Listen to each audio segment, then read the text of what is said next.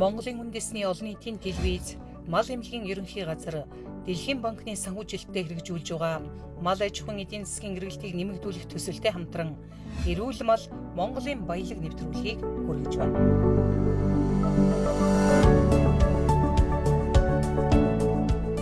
Эрүүл мал Монголын баялаг нэвтрүүлгийг бэлтгэн хүргэж байна. Манай улс олон улсын худалдаанд хориг болдог малын гоц халдварт өвчнгүй 50 бүс болох зорилтыг тавин ажиллаж байна. Шүлхий, бог малын мэлзэн, үхрийн тархи сархиагдах зэрэг малын гоц халдварт 6 өвчин олон улсын худалдааны хоригт ордог.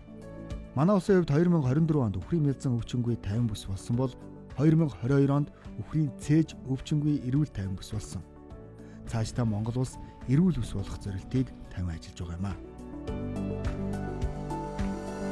За энэ ажлын хүрээнд бол цаашид өвчнгүү 50 байдлаа батгалах ажлын хүрээнд бол 2024 онд бол үхрийн тархи сархиагдах өвчнөөс 50 гэдэг байдлаа авахын тулд энэтэй холбоотой тандалтуудыг одоо төлөвлөгөөний дагуу зохион байгуулалт явьж байна. За мөн одоо олон улсад гараад байгаа мөн адууны Африкийн мэлзэн гэж өвчин байгаа. Адууны өвчин. За энэ өвчнөөс бол 2025 он гэхэд Монгол улс адуундаа 50 гэдгээ баталгаажуулах ажлыг бол шатараатай хийгээ явж байгаа.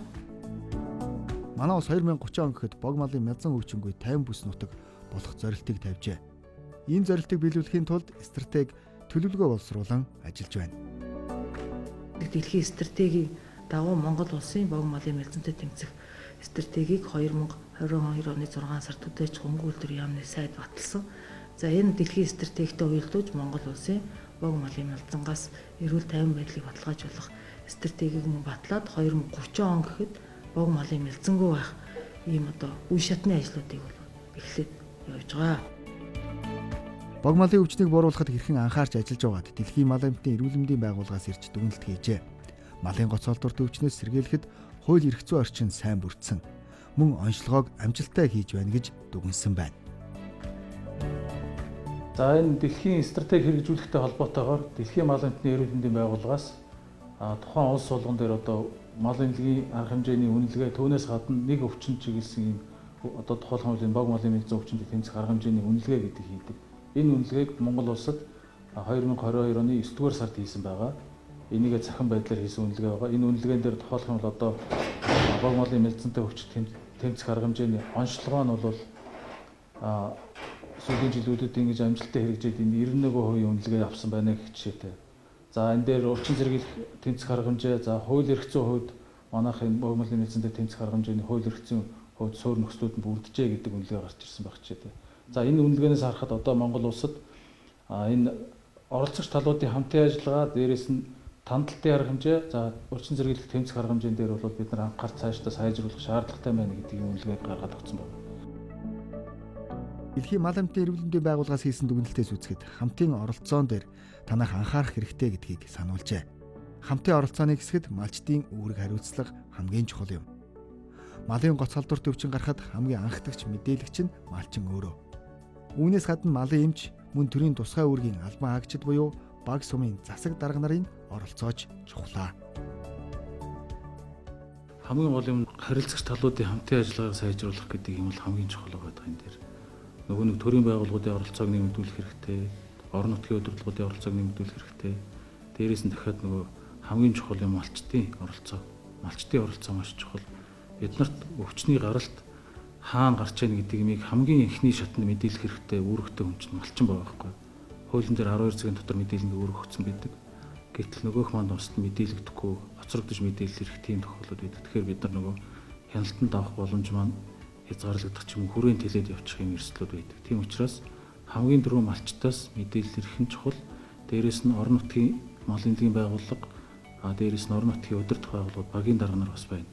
Эдгээр маань малчдтайгаа сайн холбоотой харилцаатай. Тэднээсээ мэдээлэл авдаг.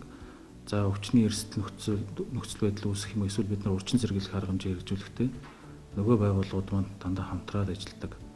Мэдээлэлээ хуваалцдаг, хамтарч ажилладаг ийм нөхцөлийг сайн бүрдүүлэх хэрэгтэй байна.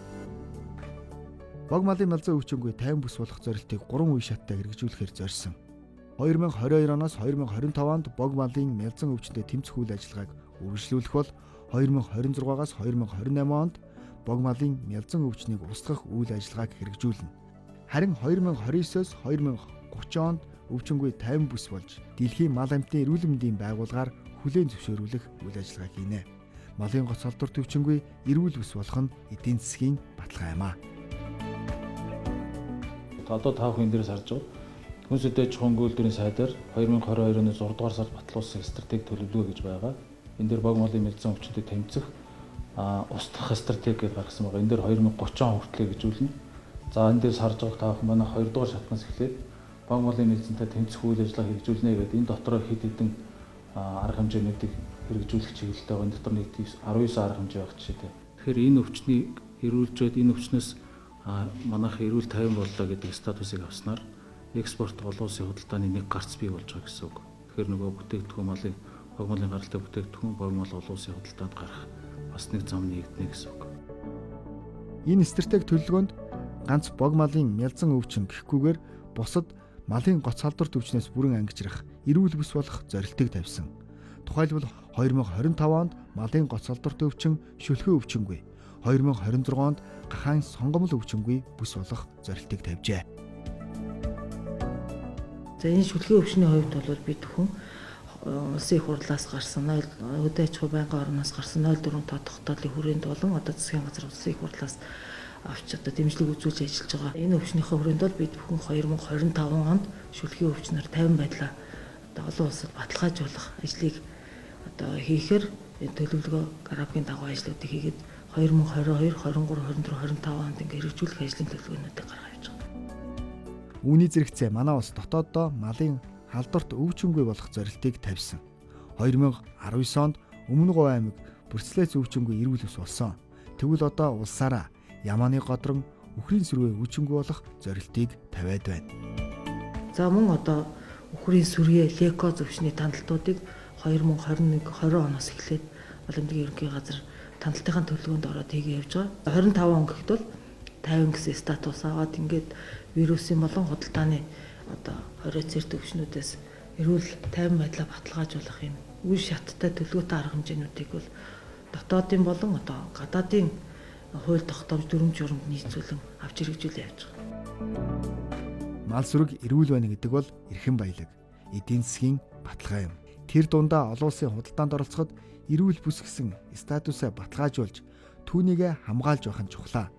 Үүнийг ганц мал эмнэлгийн байгууллага, малын эмчнэр хариуцахгүй, малчид болон бусад төрийн байгууллагуудын оролцоо чухал гэдгийг хэлж байлаа.